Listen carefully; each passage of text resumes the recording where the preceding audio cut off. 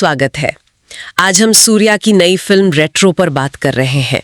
2 अलग-अलग रिव्यूज आए हैं और कार्तिक सुब्बराज की फिल्म है तो उम्मीदें भी थी। हाँ बिल्कुल, प्रोमोज देखकर तो लगा था कुछ हटके होगा। तो देखते हैं रिव्यूज क्या कहते हैं।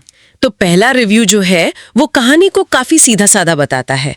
मतलब एक गैंगस्टर है तिलक, जो जॉर्ज ने प्ले किया है। हाँ। और उसका अडॉप्टेड बेटा पारीवेल यानी सूर्या। ठीक है। और पारीवेल प्यार में पड़ जाता है। पूजा हेगड़े का कैरेक्टर है रुक्मिणी और वो क्राइम छोड़ना चाहता है। टिपिकल गैंगस्टर लव स्टोरी जैसा साउंड कर रहा है ये तो। हाँ, पर इसमें एक ट्विस्ट है। तिलक किसी गोल्ड फिश के पीछे है, कोई रहस्यमयी चीज। Gold fish? अच्छा। और उसका राज सिर्फ पारीवेल को पता है। फिर पारीवेल जेल से भागता है। मतलब कहानी इसी के आसपास घूमती है इस रिव्यू के हिसाब से। अच्छा, लेकिन जो दूसरा रिव्यू है वो इससे बिल्कुल अलग नजरिए से देखता है। हाँ, कैसे? वो इसे सिर्फ एक्शन रोमांस नहीं मानता। वो कह रहा है कि इसमें बौद्ध फिलॉसफी धम्मम का एंगल है। मतलब यूनिवर्सल ट्रूथ या पर्पस की तलाश। अरे वाह, गैंगस्टर फिल्म में फिलॉसफी? हाँ, उनके हिसाब से ये असल में एक अनाथ गुंडे की कहानी है जो अपना मकसद ढूंढ रहा है। और इसमें वो बाप बेटे वाला एंगल भी है, तिलक और पारीवेल का। और वो लव स्टोरी भी है, पारीवेल और रुक्मिणी वाली। बिल्कुल, प्यार से हीलिंग वाला आइडिया। तो मतलब काफी लेयर्स डालने की कोशिश की गई है। ये तो काफी एम्बिशियस लगता है। ये तो वाकई 2 अलग-अलग बातें हो गई। अच्छा, परफॉर्मेंस पे आते हैं। सूर्या के काम की तो तारीफ हुई होगी दोनों जगह।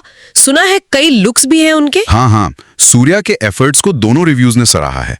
मतलब एक्शन सीन्स में और लुक्स में उन्होंने जान डाली है, ये सब मानते हैं। ठीक है, और पूजा हेगड़े? यहाँ थोड़ी गड़बड़ है। अच्छा। मतलब राय बंटी हुई है। अच्छा। एक रिव्यू कहता है कि कैरेक्टर इंपॉर्टेंट तो है, पर पूजा हेगड़े को एक्टिंग का स्कोप वो कम मिला। ओके। लेकिन दूसरा रिव्यू इसे उनके करियर का बेस्ट परफॉर्मेंस बता रहा है। बेस्ट? ये तो बिल्कुल उल्टा हो गया। हाँ, काफी कॉन्ट्रडिक्टरी है। शायद देखने वाले पे डिपेंड करता है कि किरदार से कितना कनेक्ट कर पाते हैं। वैसे जॉर्ज के काम की तारीफ है। दिलचस्प है ये परफॉर्मेंस वाली बात, पर कहानी और स्क्रीन प्ले सुनने में आया कि वहां कुछ इश्यूज हैं। क्या दोनों रिव्यूज इस पर सहमत हैं? हाँ, देखिए यहीं पर दोनों रिव्यूज काफी हद तक एक पेज पर नजर आते हैं। अच्छा, क्या कहते हैं? एक का कहना है कि फिल्म ना कई जॉनर के बीच कंफ्यूज्ड लगती है। रोमांस, एक्शन, थ्रिलर सब कुछ है, पर शायद फोकस नहीं है। मतलब भटक जाती है। हाँ, खासकर सेकंड हाफ में कहानी की पकड़ ढीली पड़ जाती है और वो क्लैरिटी नहीं रहती। समझ गई। ऐसा लगता है कि बहुत कुछ एक साथ करने की कोशिश में। बिल्कुल। शायद सब कुछ ठीक से जुड़ नहीं पाया। तो जैसा दूसरा रिव्यू भी कहता है कि पहला हाफ तो सूर्या के स्टार पावर और कुछ इंटरेस्टिंग चीजों जैसे वो 15 मिनट का सिंगल शॉट सीक्वेंस उसके दम पे निकल जाता है। हाँ, वो सिंगल शॉट सीक्वेंस का जिक्र है। लेकिन सेकंड हाफ में कहते हैं कि बहुत ज्यादा चीजें आ जाती हैं। अंडमान के आदिवासी, कोई अजीब सा विलन, मतलब इतनी सारी लेयर्स और आइडियाज के बोझ तले ना कहानी का जो कोर आइडिया था वो शायद कहीं खो गया। वही तो, क्या इन सब एलिमेंट्स की जरूरत थी? कहीं ऐसा तो नहीं कि कहानी को कॉम्प्लिकेट करने के चक्कर में? यही सवाल रिव्यू से भी उठता है। लगता है कि कहानी फैलाने में जो असल बात थी वो धुंधली हो गई। और सपोर्टिंग कास्ट का क्या? जयराम, नासर, प्रकाश राज जैसे एक्टर्स? उनके बारे में भी यही कहा गया है कि इतने अच्छे एक्टर्स थे, पर उनके किरदारों को ठीक से डेवलप नहीं किया गया। उनका पूरा इस्तेमाल नहीं हुआ। ये अक्सर होता है जब फोकस बहुत ज्यादा बढ़ जाता है। सही कहा। अच्छा, और टेक्निकल साइड पर म्यूजिक कैसा है? म्यूजिक की तो भाई दोनों रिव्यूज ने जम के तारीफ की है। संतोष नारायणन का काम। अच्छा।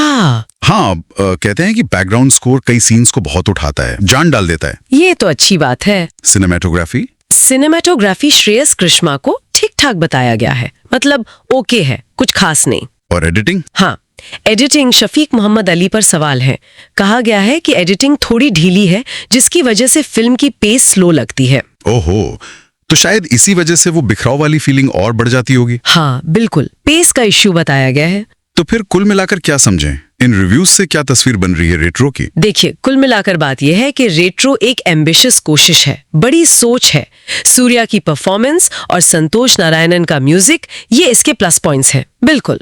लेकिन कहानी कहने का तरीका वो थोड़ा उलझा हुआ है, बहुत सारे जॉनर्स में बटा हुआ है और सेकंड हाफ ज्यादा कमजोर है। तो मतलब सूर्या के पक्के फैंस को शायद अच्छी लगे, पर बाकी ऑडियंस? हाँ, एक रिव्यू तो यही कहता है कि शायद ये हार्डकोर सूर्या फैंस के अलावा बाकी लोगों को उतना ना बांध पाए। इन रिव्यूज से ना एक अहम सवाल खड़ा होता है। क्या?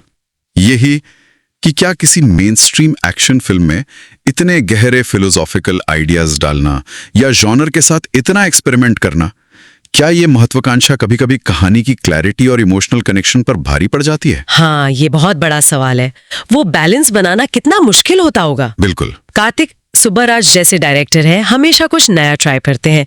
उनकी ये कोशिश धम्मम जैसे विचार को एक्शन में लाना और सूर्या जैसे स्टार का उसमें साथ देना, इंटेंशन तो अच्छा लगता है। हाँ, इरादा तो नेक लगता है, पर क्या ये एक्सपेरिमेंट पूरी तरह सफल हुआ? रिव्यूज के हिसाब से तो नतीजा मिला जुला सा है। सही कहा। अब ये देखने वालों पर है। बिल्कुल, कि ऑडियंस को इस तरह की कॉम्प्लेक्स, भले ही थोड़ी उलझी हुई कहानी पसंद आती है या फिर उन्हें एक सीधी सादी कसी हुई कहानी ज्यादा अच्छी लगती है। ये बहस तो खैर चलती ही रहेगी।